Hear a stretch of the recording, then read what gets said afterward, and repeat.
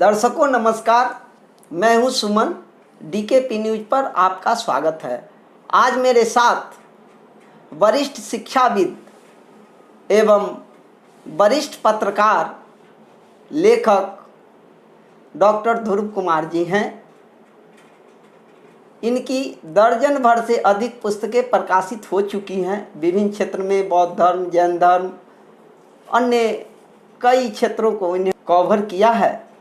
साथ ही कई पत्र पत्रिकाओं में इनके शानदार एवं धारदार लेख छपते हैं। ध्रुव जी, आपको डीकेपी न्यूज पर स्वागत है। स्वागत है आपका भी। निश्चय ही बिहार में चुनावी माहौल है, सभी लोग चुनाव में रंग चुके हैं, लेकिन हमको लगता है देश में जो सबसे बड़ी समस्या है शिक्षा को लेकर, स्वास्थ्य को लेकर, इंडस्ट्रीज को लेकर और अनएम्प्लॉयमेंट को लेकर, बेरोजगारी को लेकर, अनियंत्रित जनसंख्या को लेकर और महंगाई को लेकर। लेकिन अभी जो मैं प्रमुख समस्या पर बात करने वाला हूँ वह आज का विषय महंगाई को मैंने रखा है। तो मैं आपसे जानना चाहूँगा, जो सरकार किसानों के लिए तो एमएसपी तय करती है, एमएसपी का मतलब हुआ मिनिमम सेल प्राइस।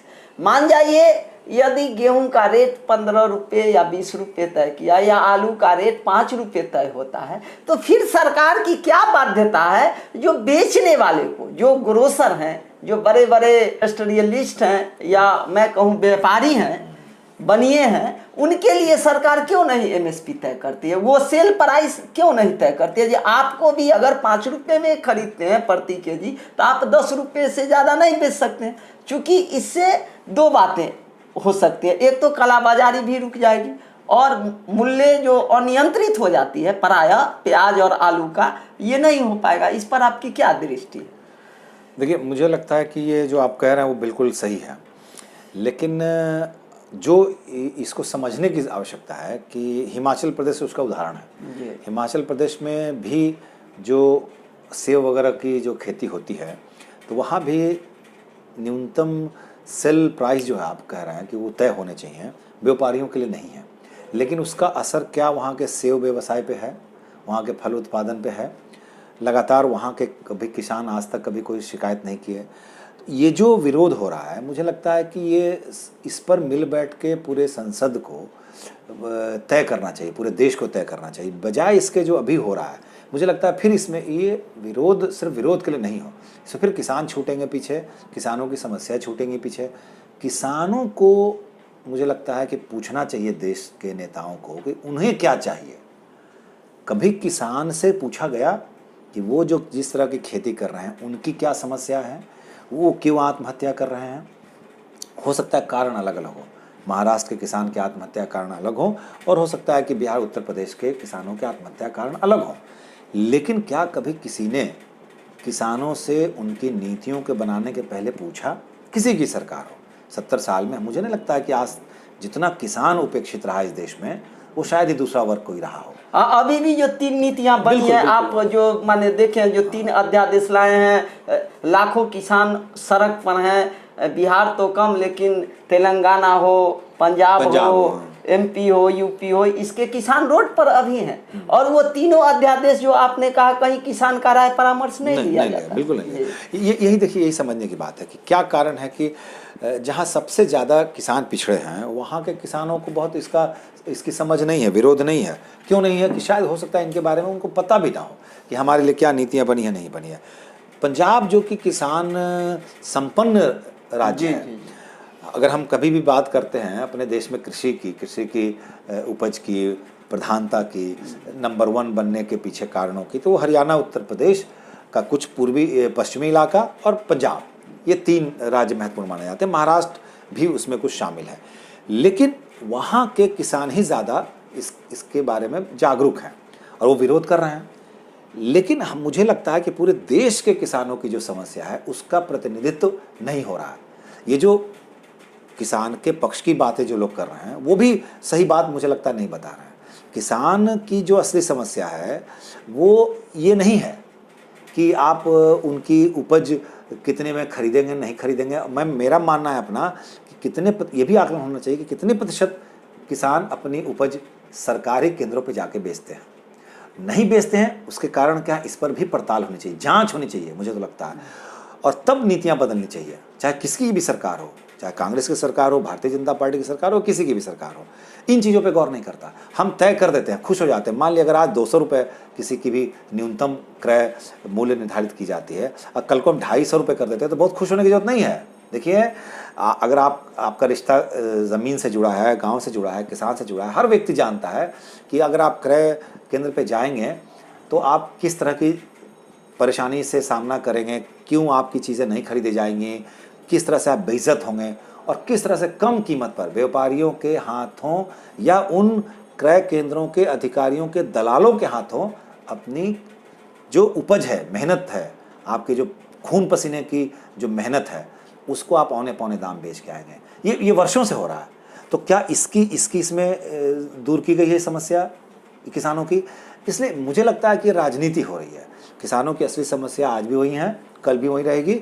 इससे बच के मुझे लगता है कि जो राज्य सरकारें हैं उनको अधिक से अधिक उनकी जैसे सिंचाई की व्यवस्था, उनको अब देखिए बहुत बड़ी बात है, हम कह रहे हैं भैया आप जैविक खाद अपने खेतों में डालिए, जैविक खाद मिले तब तो। हमारा कहने का मतलब एक बात है, जो स्वामीनाथन रिपोर्ट बना था उसने सीधा सीधा मोटा मोटी फार्मूला दिया, यहाँ कोई दाव पेच की जरूरत नहीं है। जो किसान का जो लागत है, जोताई, बुआई, कटाई, सिंचाई, खाद, तमाम लागत को आप जोड़ दीजिए और उसको 1.5 गुना मात्र कर दीजिए, तो ऐसे ही खुशहाल हो जाएगा किसान। यदि 2 लाख रुपया लागत उसका टोटल लगा, उसका श्रम माने संसाधन उसमें इंक्लूड है, तो उसको 3 लाख रुपया कम से कम हो जाए, उतना ही कर दीजिए, वो बेचारा खुशहाल होगा। लेकिन इतना पर भी नहीं है, और उसी का 5 रुपये किलो खरीदा हुआ आलू अभी देख रहे हैं 35-40 रुपये बिक रहा है। 5-10 रुपये खरीदा हुआ प्याज अभी बिक रहा है 40-50 रुपये। ये जो हाइक प्राइस है, इसके पीछे बुद्धिजीवी होने के कारण क्या आपको लगता है, क्या राज है?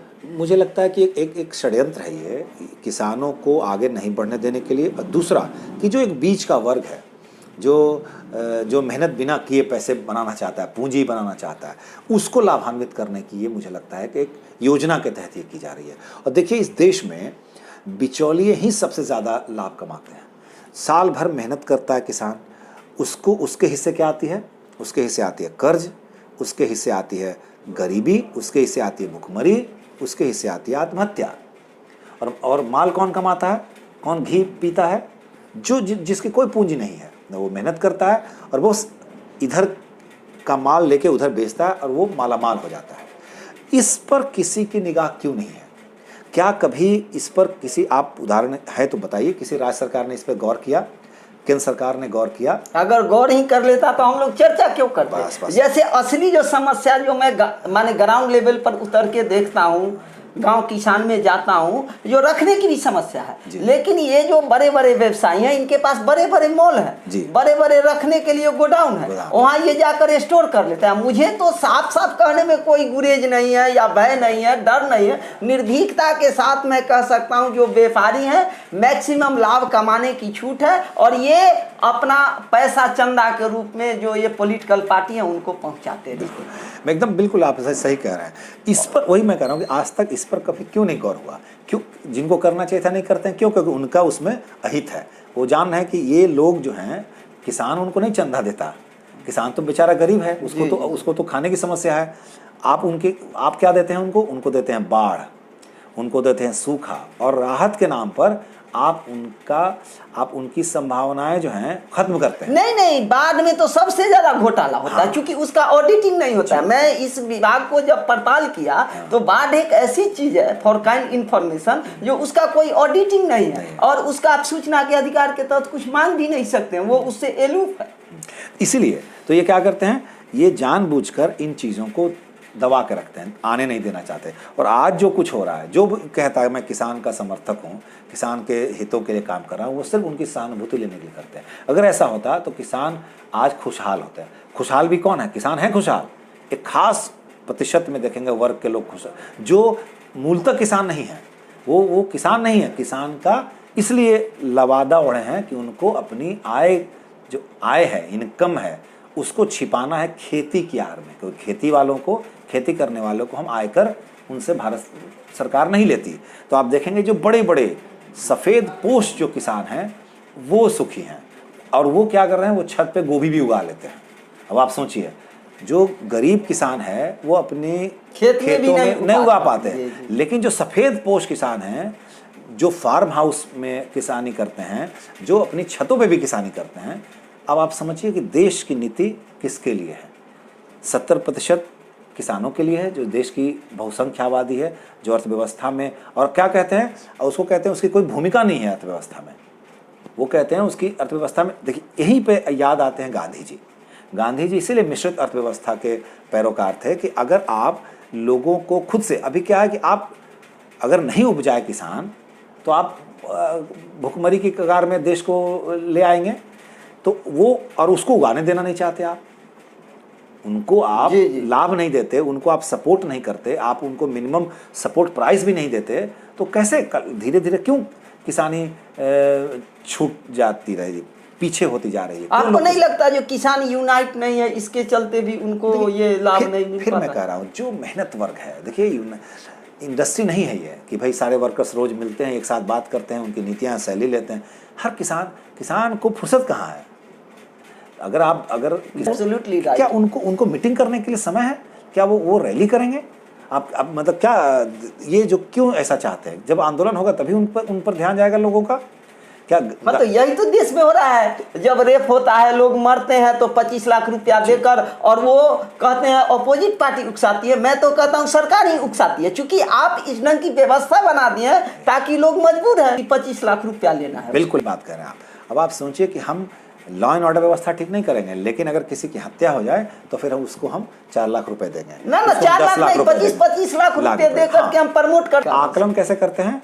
आप समान रूप से सबों को नहीं एक समान 10 लाख या 20 लाख रुपए देते हैं, वो आप देख के इससे हमको कितना लाभ है, कितना बड़ा आंदोलन हो सकता है, कितना फुटेज है, किस जात का है, किस धर्म का है, किस संप्रदाय का है, किस इलाके का है, उस हिसाब से उनके लिए हम मुआवजा तय करते हैं। जी यही कारण है जो देखते हैं जो घर पर भी मरता है तो रोड पर लाश रख के जाम कर देता है। माने इंटेंशन क्या होता है, 2-4 लाख रुपया हमको मिल जाए। तो हम ये स्थिति कैसे बनी? इसी देश के लोग पुलिस को देख के भागते थे। आंदोलन करने की बात तो छोड़ दीजिए आप, ठीक है गांधी जी ने के नेतृत्व में देश ने आंदोलन किया, आज़ादी मिली, लेकिन फिर भी सत्ता से, पुलिस से शायद ही आम आदमी को रिश्ता रखना चाहता है। वो नहीं चाहता कि कोर्ट कचहरी जाए, वो नहीं चाहता कि हम पुलिस से लाठियाँ खाएं, लेकिन क्या करते हैं, हमारी नीतियाँ ऐसी हैं कि हम लोग उनको उकसाते हैं। आप देखेंगे, आप तो शिक्षा से जुड़े रहे हैं, आप देखिए जानबूझ के कोई कोर्ट कंपटीशन की तैयारी करेगा छात्र की, कोर्ट जाएगा, लेकिन हम ऐसी नीतियाँ बनाते हैं कि छात्र जो हैं, अभ्यर्थी जो हैं, परीक्षा की तैयारी करने के बजाय कोर्ट में रीट करते हैं। क्योंकि उनको शौक है, उनका काम है कोर्ट में जाना, इसलिए जाते हैं। उनको लगता है कि मेरे साथ गलत हो रहा है, तो आप गलत कर रहे हैं तभी तो उसके रिएक्शन में वो काम कर रहे हैं। तो यहाँ ईमानदारी है नहीं कि हम गलत काम ना करें। अब मैं जोड़ता हूँ भ्रष्टाचार से, ये सब मामले भ्रष्टाचार से जुड़े हुए हैं। और एक जो जिम्मेदारी होनी चाहिए, मैं फिर कह रहा हूँ कि अगर हमारी जिम्मेदारी, मैं अधिकारी हूँ तो मेरी जिम्मेदारी है कि मैं नीतियों को सही ढंग से इम्प्लीमेंट करूँ। नहीं करते तभी विद्रोह होता है, तभी लोग आंदोलित होते हैं। मान जाइए ये पेन है, ये पेन की कीमत 5 रुपया तय किया गया। ये पेन सूख जाए, खराब हो जाए, कुछ भी हो जाए, लेकिन इसका 2 रुपया 3 रुपया कंपनी कीमत नहीं करेगी। लेकिन ये किसान के साथ बाध्यता है, वो रखेगा कहाँ, स्टोरेज की समस्या है, खराब हो जाएगा, मूसा चिबा जाएगा, कुछ हो जाए। जैसे बिस्कुट है, आप लीजिए, उसका मूसा खा जाए चाहे कुछ हो जाए, लेकिन 5 रुपये के बदले थोड़े 2 रुपया में दे देगा। लेकिन किसान के साथ जो सबसे बड़ी समस्या रखने की भी है, वो भी है, जैसे 1 रुपये का पानी 20 रुपये लीटर बिकता है। आखिर इस पर नियंत्रण क्यों नहीं है? सरकार तो सब चीज देख रही है, ये तय क्यों नहीं करती है कि इस पर लागत कितना है, आपने इस चीज को खरीदा कितना और इसको आप कितना में बेचेंगे। अगर ये तय हो जाए तो ऑटोमेटिक कालाबाजारी रुकेगी और महंगाई पर नियंत्रण हो जाएगा। इस पर आपकी क्या राय है? देखिए, मुझे लगता है कि जैसे आप बिल्कुल ठीक कह रहे हैं, इसको भी हम छोटे उद्योग और लघु उद्योग की डेवलपमेंट से उसकी संख्या बढ़ाकर हम इसको रोक सकते हैं। हम देखिए, ये हम दावा नहीं कर सकते कि हर किसान जो है 20 रुपये जाके किसी सेंटर पर आलू बेचे।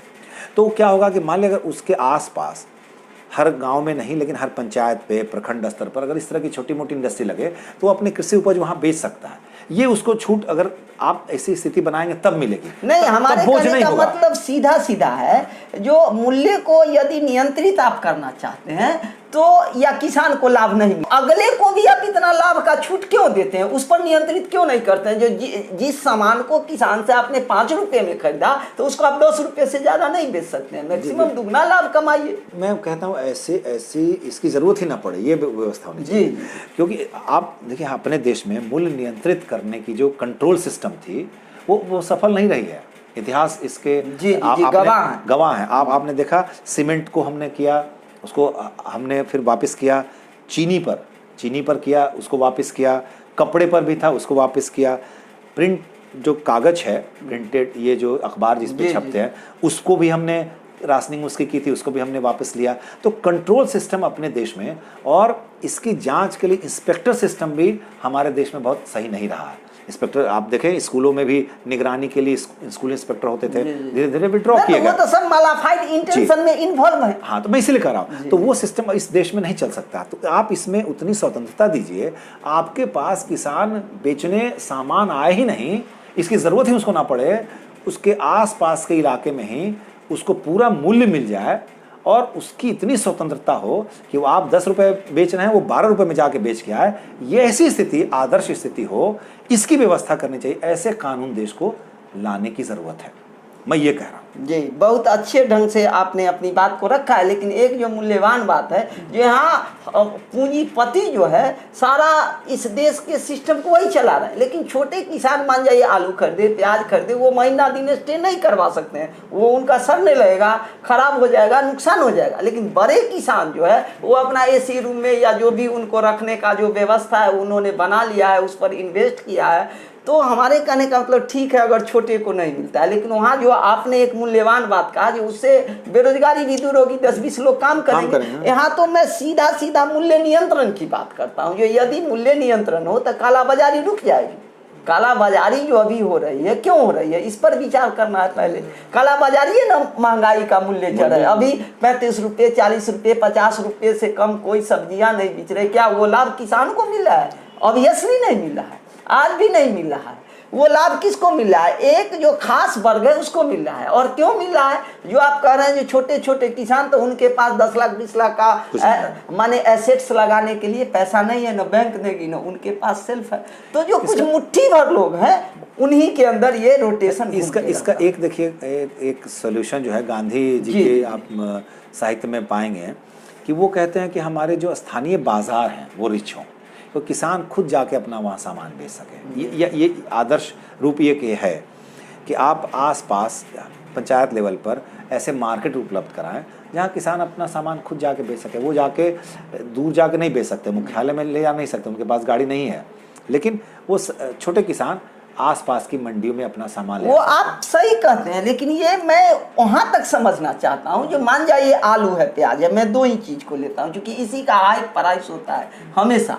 तो पहली बात तो उसको रखने का प्रॉब्लम है ना, वो 10 दिन 15 दिन जाकर बेच लेगा, लेकिन उसको 6 महीना स्टे कराना हो तो वो कैसे कराएगा? उसके पास संसाधन नहीं है, उससे कई गुना उसका हानि हो जाएगा। एक आलू कहता है टोकरी में सड़ा हुआ रहेगा, पूरी आलू को सड़ा देगा, प्याज सड़ा देगा। मैं फिर कह रहा हूँ सुमन जी कि ये नीतियाँ आप छोटे किसानों को ध्यान में रखकर नहीं बना रहे। हाँ, वही मैं कहना चाह रहा हूँ। आप देखिए गाँव में, हम लोग भी रहे गाँव में, मान लिया अपने ही खाने के लिए, साल भर प्याज खाने के लिए हम छोटे, हमारे दादा परदादा जी लोग क्या करते थे, एक कमरे में ही बांस की फट्टी ऊपर बना के उस पर प्याज आलू रख देते थे। ठीक है, उसको बेचना नहीं है, यही काम आप कोल्ड स्टोरेज में करते हैं। तो कोल्ड, हमारे पास इतनी उपज ही नहीं है कि हम उसको इतना रखें। हम क्या करते हैं, अपने लिए रखते हैं, क्योंकि हमारी उपज बहुत छोटे किसान, मान लीजिए 5 बीघा ना, समस्या भी नहीं, अगला फसल लगाना है तो बेचना मजबूरी है। वो अगर स्टोर करके रख देगा तो फिर अगला फसल उगाएगा कैसे? ठीक, तो मैं वही कह रहा हूँ कि आप क्या बना, किन के लिए बना रहे नीतियाँ? बड़े किसानों के लिए। मैं फिर लौट के आ रहा हूँ अपने सवाल पर कि बड़े किसानों के लिए ध्यान में रख के जब आप बनाएंगे तो छोटे किसान उपेक्षित होंगे। और सवाल बड़े किसानों की सुरक्षा का है, उनके हितों की है रक्षा की, कि छोटे किसानों की है? बहुसंख्य किसान कौन है? छोटे किसान हैं। जो बड़े किसान हैं वो तो तरीके से नियम तो बड़े किसान होने नहीं चाहिए आज़ादी के बाद, क्योंकि आपने क्या किया है, उनकी ज़मीनें ले ली है, लेकिन फिर भी वो क्या कर रहे हैं? देखिए यही भ्रष्टाचार की बात आती है और यही प्रोटेक्शन की बात है। उन्होंने क्या किया, अपने आप को एक लिमिट हो गई कि भाई आप इससे ज़्यादा ज़मीन नहीं रख सकते, तो क्या किया हमने अपने हमारे कहने का भ्रष्टाचार का नियंत्रण कौन करेगी? सरकार। इलेक्शन क्यों होता है? इसीलिए ना इलेक्शन होता है, जो ताकि हम मन मुताबिक बने और सरकार अपने अनुसार चलाए व्यवस्था को। एक सुंदर व्यवस्था, स्वच्छ व्यवस्था करने वाला तो सरकार ही है ना। सरकार तो मिनट में कर सकती है उसको। सरकार है, लेकिन सरकार को संचालित कौन करते हैं, ये महत्वपूर्ण है। आपको याद होगा इसी राज्य में बहुत पहले बहुत मूल्यवान बात, बहुत भूमि सुधार की बात चली। माननीय मुख्यमंत्री नीतीश कुमार जी ने सत्ता में आने के बाद ये काम शुरुआती कुछ वर्षों में ही, महीनों में इसको अपने प्रमुख एजेंडे के रूप में इसको शामिल किया, आगे बढ़े। लेकिन एक ऐसा दबाव उन पर उत्पन्न हुआ, वो वापिस हो गए और ये ठंडे बस्ते में मामला चला गया।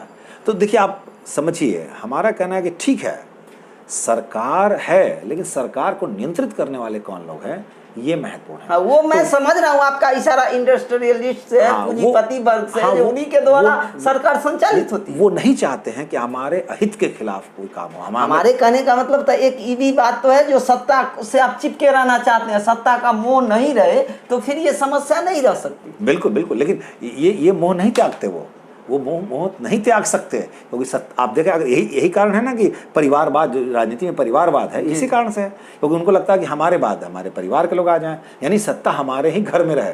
यहाँ उदाहरण ये है इस देश में कि एक व्यक्ति किसी एक पार्टी में, उनके परिवार के पत्नी, बच्चे, बेटी अलग अलग पार्टियों में हैं। क्यों? क्योंकि उन्हें लगता है कि सत्ता किसी की भी हो, हमारे ही पास पावर हो। तो ये संकेत हैं। इन चीज़ों को मैं कह रहा हूँ कि जब तक वोटर एडुकेट नहीं होंगे, वोटर इन चीज़ों को नहीं समझेंगे, हमारे आपके समझने से नहीं होगा। अच्छा, एक चीज़ अल्टीमेटली जो बहुत बड़ा प्रश्न हमारे समझ से है, जैसे शराबबंदी बिहार में लागू हुआ, लेकिन मैं दावे के साथ कह सकता हूँ जो हर जगह शराब अब पहले से ज़्यादा फैसिलिटी में उपलब्ध है, घर बैठे बैठे आपको मिलता है। अंतर इतना ही है जो 100 रुपया की चीज़ 500 रुपया में बिकता है। यद्यपि मुझे उससे कुछ लेना देना नहीं है, ऐसा नहीं है जो शराब से मेरा संबंध है, लेकिन जो समस्या है उसको उठाना एक पत्रकार की हैसियत से मेरा मेन फर्ज भी बनता है। तो आखिर इसमें नीतीश जी कंप्लीट फेल है, क्या लगता है आपको? क्यों वो नियंत्रित नहीं कर पाते हैं? व्यवस्था तो बहुत सुंदर है शराबबंदी की, लेकिन वो ध्वस्त है कंप्लीट, आखिर क्यों? मैं फिर वही लौट के अपनी बात कह रहा हूँ। देखिए, शराबबंदी बहुत अच्छी चीज़ है और उसका लाभ, शराबबंदी का लाभ समाज को भी मिला है। आंकड़े बताते हैं कि रोड एक्सीडेंट में कमी आई है। वो जो चौक चौराहे पर शाम होते ही जो नशे में लोग लूटपाट, छेड़खानी वगैरह करते थे, उसमें भी कमी आई है। ये इससे इनकार नहीं कर सकते आप। लेकिन मैं फिर वही बात कर रहा हूँ कि अगर आपकी इच्छा शक्ति सुधार की है तो आप सुधार करेंगे। आपकी इच्छा शक्ति सुधार की नहीं है, मान लीजिए आज शराब 100 रुपये की 500 रुपये बिक रही है, अगर ये आपको जानकारी है, आम आदमी को जानकारी है, तो क्या सत्ता में बैठे लोगों को, बड़े अधिकारियों को नहीं है? ना, एकदम कंप्लीटली और ऑब्वियसली है। तो क्यों नहीं रोक पा रहे हैं? इच्छा शक्ति नहीं है, वो नहीं चाहते कि रुके, क्योंकि उनका लाभ है इसमें। तो फिर वो इस प्रकार का नियम लेकर ही क्यों आते हैं? इसलिए इससे तो पब्लिक परेशान होता है और आज वो जाता है पकड़ा के 10-15 दिन में छूट भी जाता है। मैं यही कह रहा हूँ कि मंशा आपकी सही नहीं है चीज़ सही। कोई भी व्यक्ति शराब के पक्ष में नहीं है, लेकिन अभी क्यों हम उसकी वकालत कर रहे हैं कि भाई ऐसी शराबबंदी का क्या लाभ? हम सवाल कर रहे हैं क्या कि ऐसी शराबबंदी का क्या लाभ? असली प्रश्न ये है। हम ये नहीं कर रहे हैं कि शराबबंदी क्यों, शराबबंदी अच्छी चीज है, लेकिन ऐसी शराबबंदी का कोई लाभ समाज को नहीं मिल रहा है। तो फिर ऐसी नीति, ऐसा आप इम्प्लीमेंटेशन क्यों नीति अपनाते हैं जिसका लाभ ही जिस चीज के लिए है उसको ना हो? तो क्या आपको नहीं लगता है जो सरकार ये सारी चीजें देख रही है और फिर भी क्यों कुंभकर्णी निंद्रा में सोई हुई है या एकदम मूक दर्शक बनी हुई है?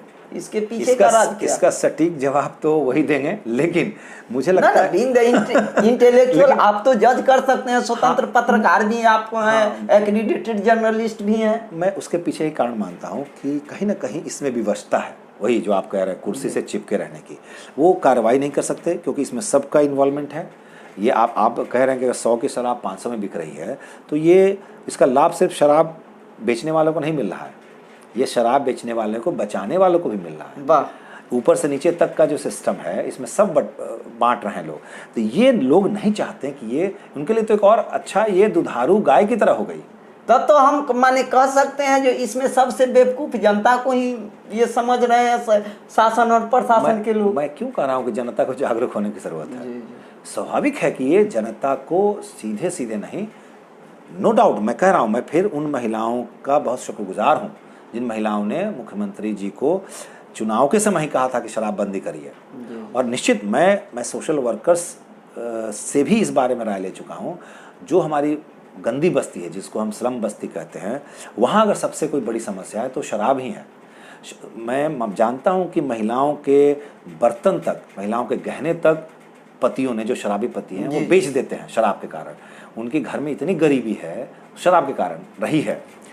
और हाँ, तब है कि जब आपने शराब बंदी की, लेकिन फिर भी अगर उनको शराब मिल रहा है और 100 रुपये की 500 में मिल रही है, तो ये तो और दुखद है। इस पर नहीं कार्रवाई होना और इन चीज़ों को चुनाव में इशू नहीं बनाना, ये भी मुझे लगता है कि समाज का एक दुखद है अध्याय है। इन चीज़ों को लेके आंदोलन होना चाहिए। हालांकि मैं ये जानना चाहता हूँ आपसे, बीइंग द वेटरन जर्नलिस्ट, जो ये विपक्ष क्यों नहीं इन मूल मुद्दों को पकड़ पा रही है? महंगाई है, भ्रष्टाचार है, शराबबंदी के बाद शराब का बिकना है, ये तमाम सारी अनेक मुद्दे हैं जिसको उसको प्रमुखता से उठानी चाहिए।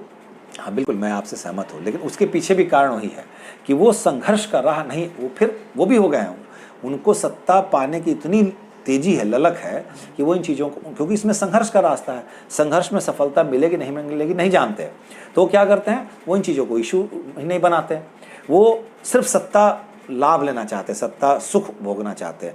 और यही कारण है, मतलब जनता को बरगला के जो वो नीतीश जी ने किए तो हम क्या ऐसे कर देंगे। आप देखिए कि जो विपक्ष की भूमिका पहले होती थी, आज आप पुरानी राजनीति और पुराने आज से 25-30 साल 40 साल पहले की आप देखिए जो इंदिरा गांधी के खिलाफ भी जो जनता पार्टी ने आंदोलन किया जयप्रकाश के नेतृत्व में, तो क्या ये सोच कर किया था कि हम सत्ता में आएंगे, जनता पार्टी ऐसी सरकार बनेगी, जनता पार्टी भी बनेगी कि नहीं? आप जानते हैं उस वक्त ऐसी कोई बात नहीं थी, सिर्फ आंदोलन हुए थे कि भाई ये चीज़ें नहीं बदलनी चाहिए, आंदोलन हुए। तो उससे ठीक है, वो इशू अभी नहीं है, दूसरे कई इशू हैं, लेकिन इस पर कोई विपक्ष कोई ढंग से चीज़ों को सामने लाने को राजी नहीं है, तो फिर आप कैसे उम्मीद कर सकते हैं कि ये लोग बहुत ईमानदार हैं?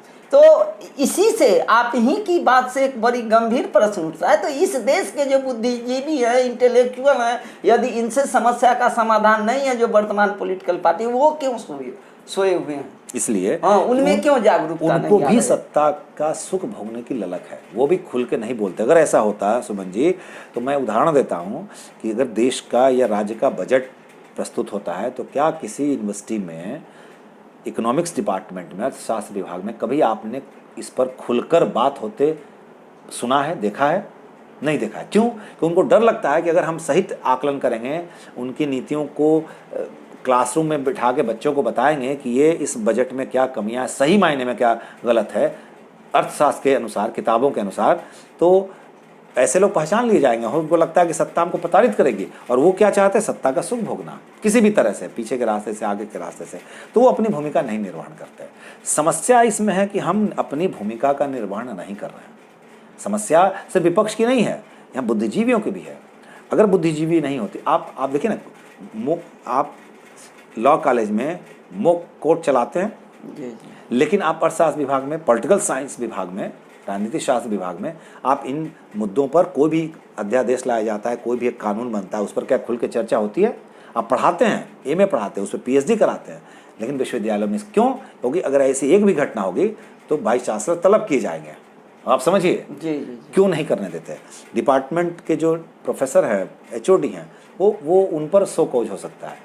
उनको लगेगा कि ये सत्ता के खिलाफ केंद्र बन रहा है। माने हमारे कहने का मतलब देश रसातल में जाए, लेकिन हम अपनी सत्ता और कुर्सी, जैसे नेता बचाते हैं, प्रशासन बचाते हैं, उसी तरह से बुद्धिजीवी भी अपना चिपके रहते हैं, जो नहीं कहीं हमारा नौकरी चल गया तो क्या हम रोड पर आ जाए। बुद्धिजीवियों को अलग मत रखें, नौकरी नहीं जाएगी उनकी, लेकिन क्या है कि फिर वो जो चाहते हैं कि हम वाइस चांसलर बने, हम आगे बढ़ें, हम हो सकता है कल को शिक्षा मंत्री हों, हम कल को एमएलसी हों, वो हो सकता है उनका रास्ता अवरुद्ध हो जाए, वो इसीलिए नहीं करते। और आप अलग मत करिए, कम से कम शिक्षा से जुड़े बुद्धिजीवी को, शिक्षा किससे जुड़े लोग ही चुनाव में आते हैं खुलकर। बाकी जगहों पे नौकरी से इस्तीफा देना पड़ता है, यहाँ आप इस्तीफा दिए बिना चुनाव लड़ सकते हैं, सत्ता का सुख भोग सकते हैं, आप मुख्यमंत्री तक हो सकते हैं। कई उदाहरण है, पटना विश्वविद्यालय में कई मुख्यमंत्री दिए हैं, कई मंत्री दिए हैं। अभी माननीय रघुवंश प्रसाद सिंह जी का निधन हुआ है, वो भी शिक्षा से जुड़े हुए व्यक्ति थे। तो कहने का तात्पर्य है कि ये जो है परिदृश्य, इस पर मैं फिर कह रहा हूँ, हर व्यक्ति को अपनी भूमिका समझनी होगी। सिर्फ वोटर पे नहीं, हम वोटर पे नहीं छोड़ सकते, हम सब पर, सबकी जवाबदेही है।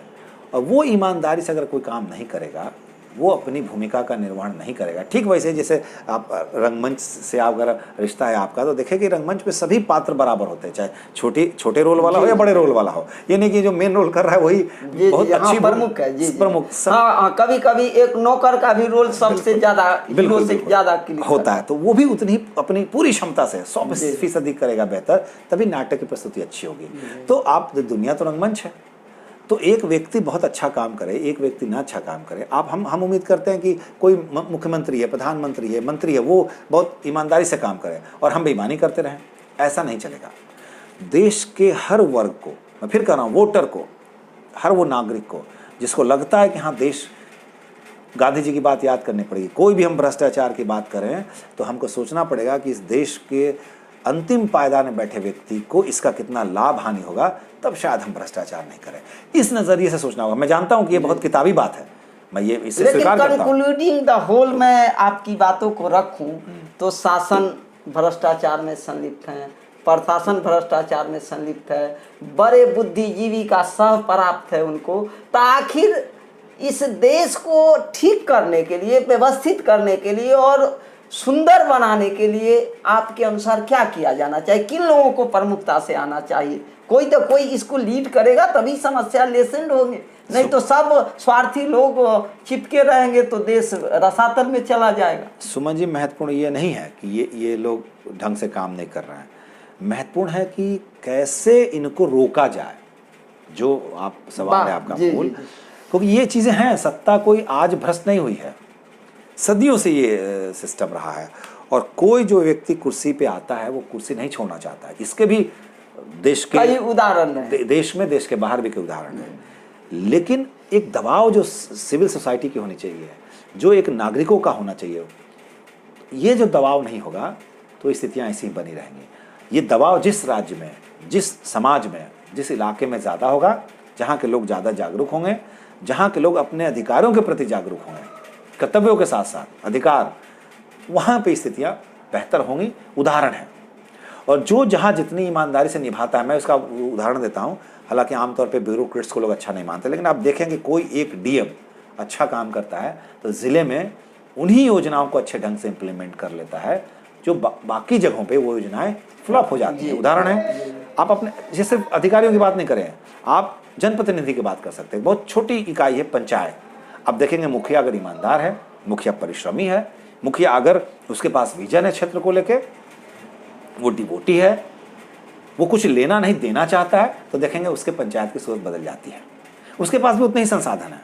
मैं इन उदाहरणों को इसलिए रख रहा हूं कि इन चीज़ों को हमें, आम आदमी को समझना पड़ेगा, तभी हम शायद सही प्रतिनिधि चुन पाएंगे। क्योंकि इतने उम्मीदवार हैं, आप छोड़ दीजिए विधायक, आप कह सकते हैं विधायक की अपनी लिमिटेशन है, अपने सांसदों की अपनी लिमिटेशन है, लेकिन मुखिया को देखिए, उसके पास भी बाकी मुखिया की तरह है लिमिटेशंस, लेकिन वो क्यों अच्छा कर लेता है। एक स्कूल का हेड मास्टर आप देखेंगे, अगर उसकी विजन है, वो चाहता है कि हमारे स्कूल के बच्चे अच्छा करें, तो अपने ही सोर्स से, जो उसके रिसोर्सेस है, उसमें वो स्कूल का परिदृश्य बदल देता है। बाकी उतनी ही चीज़ें हैं, लेकिन वो नहीं कर पाता। क्यों?